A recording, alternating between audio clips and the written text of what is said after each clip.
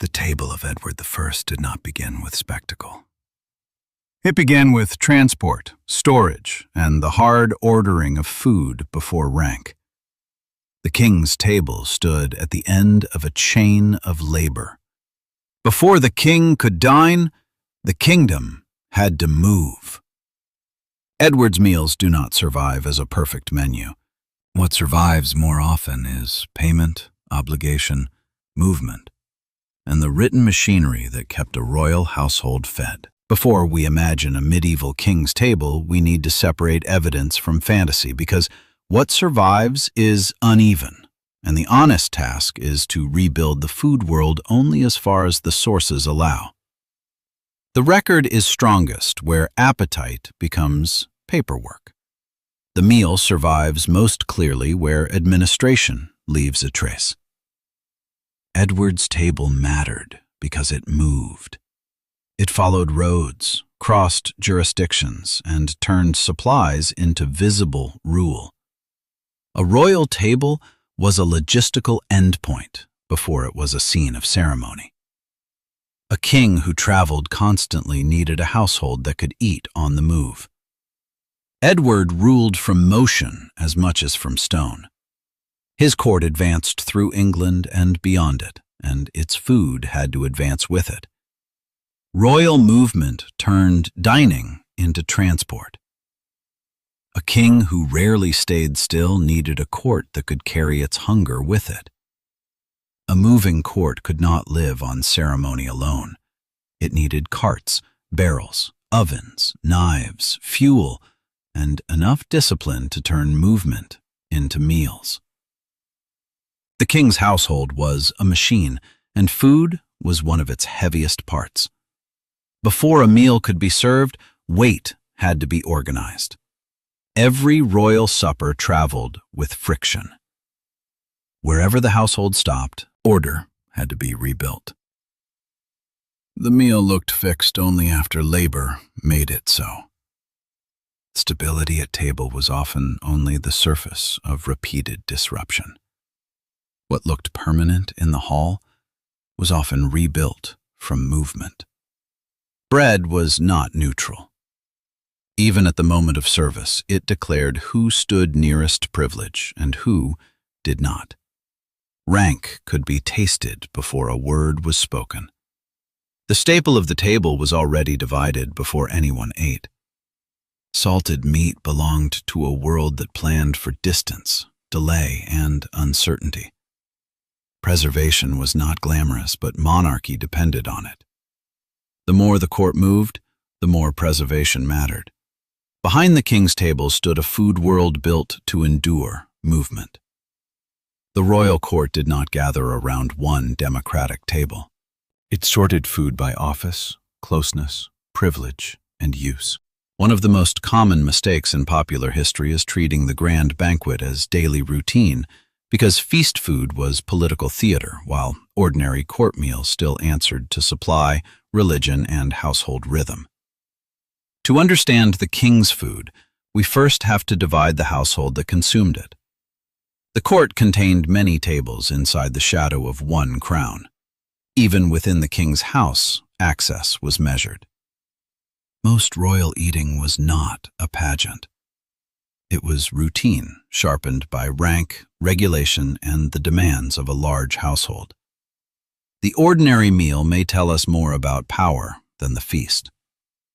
Routine itself was one of the crown's disciplines. Edward's household did not eat only according to appetite. It also ate according to sacred time. Even royal appetite moved under a higher schedule. The calendar reached directly into the royal meal. Fish days did not erase rank. They reorganized it. Restraint itself had to be managed, supplied, and served. Abstinence also required administration. The calendar is easier to recover than perfect obedience to it. We can trace the structure with confidence, but not every meal in every place. Even discipline leaves an incomplete record. Wine entered Edward's world through distance. By the time it reached the court, it already carried trade, tolls, and the crown's ability to command supply. Prestige at table often began at the port. The king's cup began far from the hall.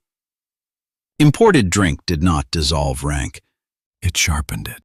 One of the most common mistakes in popular history is treating the grand banquet as daily routine, because prestige drink sharpened hierarchy but did not define every meal the royal household consumed. Access, vessel, and sequence all mattered. The king's cup was part of a system, not just a pleasure. Even refinement moved through ranked space. Wine mattered because it was exceptional, not because it defined every meal. The court still rested on grain, salt, and managed supply. Prestige was real, but staples still carried the crown. Luxury never replaced the burdened system beneath it. In war, the king's food moved beside the apparatus of force. Feeding the household and feeding power became almost the same problem. Campaign food stripped monarchy down to logistics. The nearer the army came to war, the clearer the burden of feeding rule became. Bread, preserved meat, and fire were the grammar of campaign eating.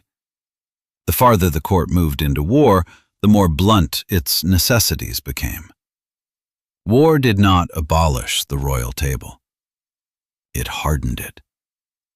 The royal household could command much, but it could not command perfect roads, weather, or preservation.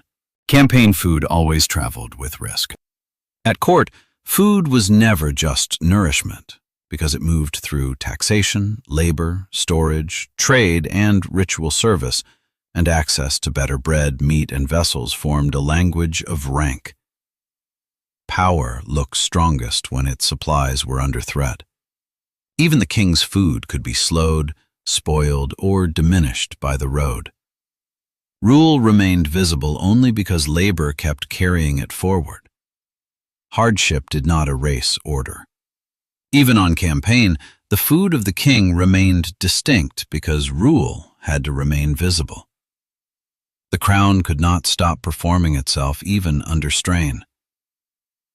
War narrowed the table, but it did not make it equal.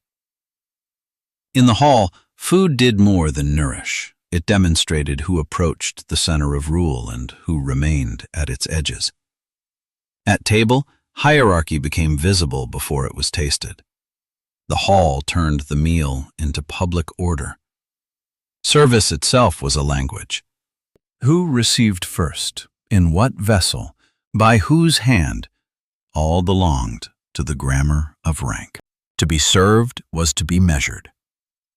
The hall made hierarchy visible through motion. Every approach to the king carried social meaning. Fine bread, better vessels, and physical closeness to the king all translated food into hierarchy. The meal became political architecture. At court, distance from the king could be measured in food. Privilege moved across the hall in material form. The hall did not merely display power. It taught it, meal after meal, until order looked natural.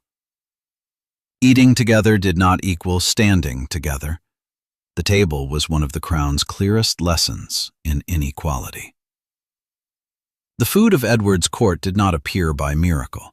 It was counted, owed, moved, and paid for through a kingdom pressed into service. Every item on the royal table had an administrative shadow. The meal began long before it entered the hall. By the time food reached the king, coercion had often become invisible. What looked like courtly order rested on roads, dues, labor, and unequal obligation. The finished meal concealed the pressure that made it possible. Extraction became elegance only at the very end. The royal meal was the last and most visible stage of a much larger system. Medieval courts shared prestige, but not one identical food world. Edward's table belonged to an English monarchy shaped by movement, paperwork, and war.